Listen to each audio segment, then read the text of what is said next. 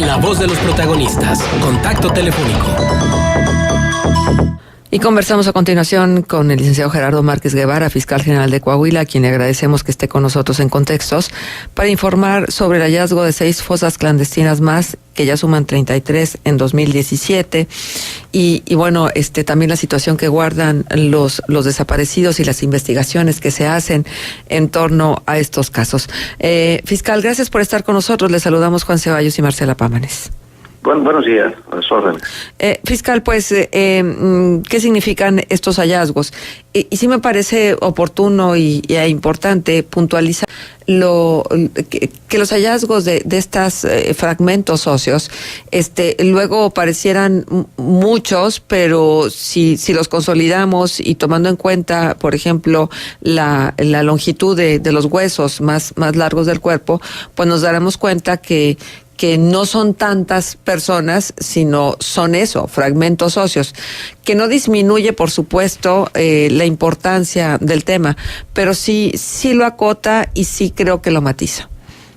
Creo que sí, este es un tema relevante. Primero, decirles que, en efecto, el número de lugares en los que se han hecho búsquedas y se han encontrado hallazgos tiene que ver pues con todos los acompañamientos, los operativos que se han generalizado con los colectivos a partir de 2013 aproximadamente hasta la fecha.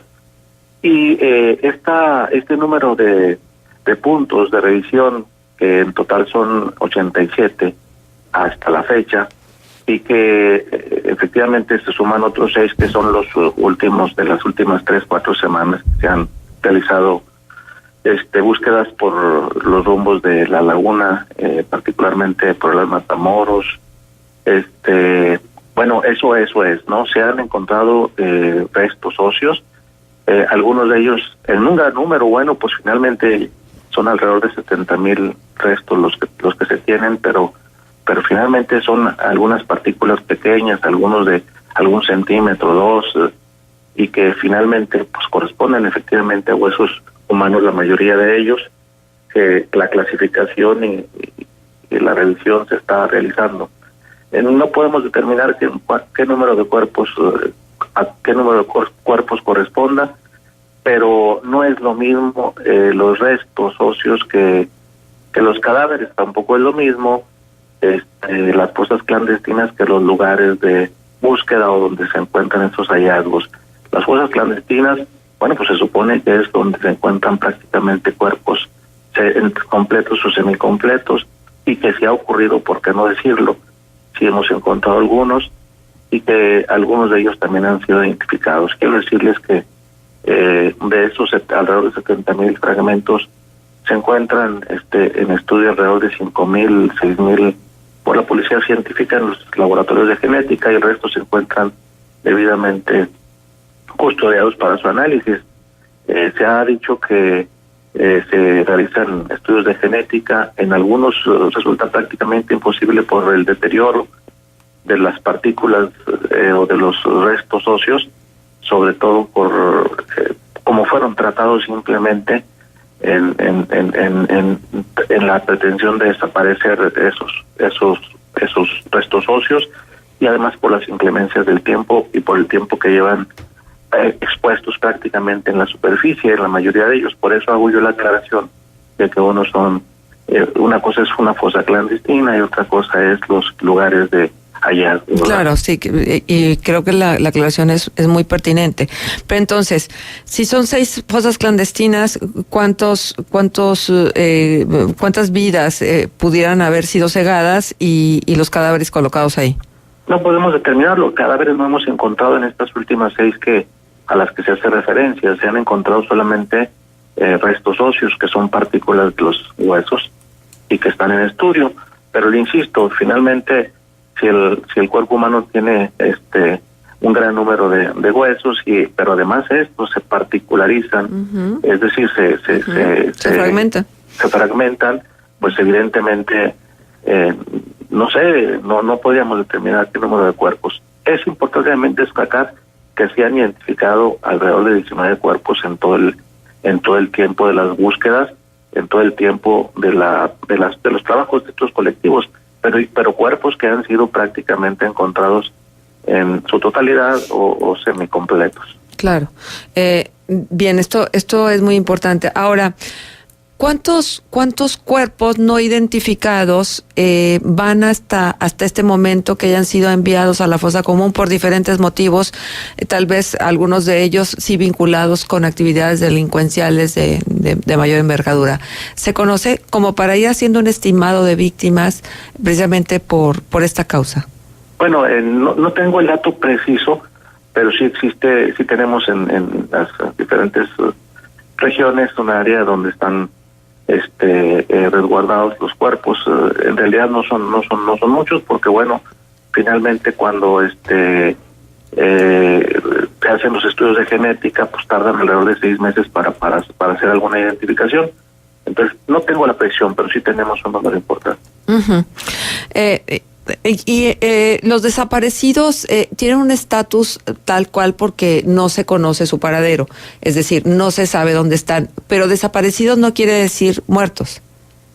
Exactamente, quiero decirle que por lo menos cuando yo estuve delegado en La Laguna, en el año 2015 seguramente, o 16, se efectuó una operación con el propósito de localizar a las personas reportadas como desaparecidas, sobre todo para hacer esa distinción, y quiero decirle que se encontraron muchas de ellas, seguramente alrededor de 800 gentes que finalmente se encontraban con sus familiares en otras partes, etcétera. Sí es importante el número de desaparecidos que no han sido encontrados, sí es importante el número de fragmentos óseos, sí es importante todo ello, pero también es importante que muchos de los que fueron reportados como desaparecidos sí fueron encontrados, y hay justificantes.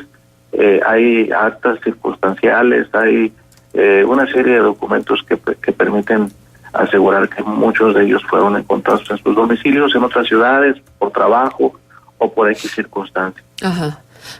Ahora, fiscal, ¿cómo se implementará la ley de seguridad en cada uno de los estados? Seguramente ustedes ya han venido haciendo revisiones sobre esto que recién se ha aprobado. ¿Qué hará diferente el antes de la ley de seguridad y el después de la ley de seguridad? No, bueno, mire, es importante, para nosotros es importante esperar simplemente a que sea aprobada, como ya aparentemente ocurrió, se regresa a la Cámara de Diputados, pero bueno, habrá que aplicarla tal cual. ¿Qué hace la diferencia? La diferencia es que efectivamente las fuerzas castrenses pues no tenían una regulación específica para la actuación en el acompañamiento o en tareas de seguridad pública, y bueno, ahora tienen una regulación. Es importante primero que exista una regulación, segundo, saber cuáles son los alcances que esa regulación permite a las fuerzas castrenses para su participación, y tercero, lo más importante es el respeto irrestricto a los derechos humanos. Creo que estos 3 puntos son relevantes y bueno, a ellos tendrá que apegarse la actuación. No quiero decir que no estaba pegada antes, pero mientras no haya una legislación que prescriba qué es lo que tienes o no que hacer, qué es lo que puedes o no puedes hacer, pues yo creo que se encuentra también en el aire, ¿no? Uh-huh. Ahora sí se encontrarán delimitadas las funciones, los alcances, las responsabilidades, y creo que eso es importante, sobre todo, insisto, siempre todo en torno al respeto de los derechos humanos. Uh-huh. Y sin embargo, pues hay muchas dudas, ¿no? De parte de organismos de la sociedad civil en el país, pero también en el extranjero. Hay como esta sensación de empezar a pisar un terreno que no conocemos y que por supuesto se antoja incierto, inseguro. ¿Hay justificación para ello? Claro que sí, mire, todas las leyes son perfectibles, es evidente. Yo particularmente como académico, pues también advierto posibilidades de rebase en las facultades, pero precisamente por eso era menester que se generara una legislación, una normatividad que regule la actividad. Ahora, que se está en riesgo de violentar los derechos humanos, ahí es donde se tienen que ajustar los parámetros de actuación. Creo que eso fue rebotado ya por todas las facciones en el Senado, primero en la Cámara de Diputados, después en el Senado, y esas acciones pues representan a la sociedad. Creo que ellos deben poner los acotamientos o darle vía libre para que la legislación sea aplicable. Creo que ya se tuvo la oportunidad. No quiero decir que con esto sea una ley determinante. También habrá otras vías que podrán ser utilizadas para la impugnación, pero por lo pronto ya hay una ley que diga qué puedes y qué no puedes hacer y cuál es tu responsabilidad como fuerza castrense. Uh-huh. Bien, fiscal, pues cerramos el año prácticamente y los retos del 2018 se antojan difíciles. ¿Hay algún plan específico desde la Fiscalía? Sí, bueno, nosotros estamos elaborando nuestro proyecto de trabajo en forma pormenorizada, con metas específicas, con mediciones también que puedan decirnos si se están cumpliendo o no. Es importante, bueno, lo que nos ha venido pasando no solamente en el estado, sino en todo el país, una contención de los delitos de alto impacto, particularmente en materia de homicidios y los robos en todas sus modalidades. El robo creo que es una de las partes que afecta mucho a la sociedad. En el estado de Coahuila y particularmente en La Laguna, creo que hemos visto cómo se han contenido esos delitos en relación con los años álgidos, pero es importante redoblar los esfuerzos, generar políticas públicas de seguridad que permitan reducir esos índices para que se genere más confianza en las instituciones y además, bueno, pues se viva más tranquilo, ¿no? Bien. Fiscal, pues muchas gracias por tomarnos la llamada, por estar con nosotros y estaremos pendientes de la actuación de la Fiscalía. A sus órdenes y saludos a los dos. Hasta luego, gracias.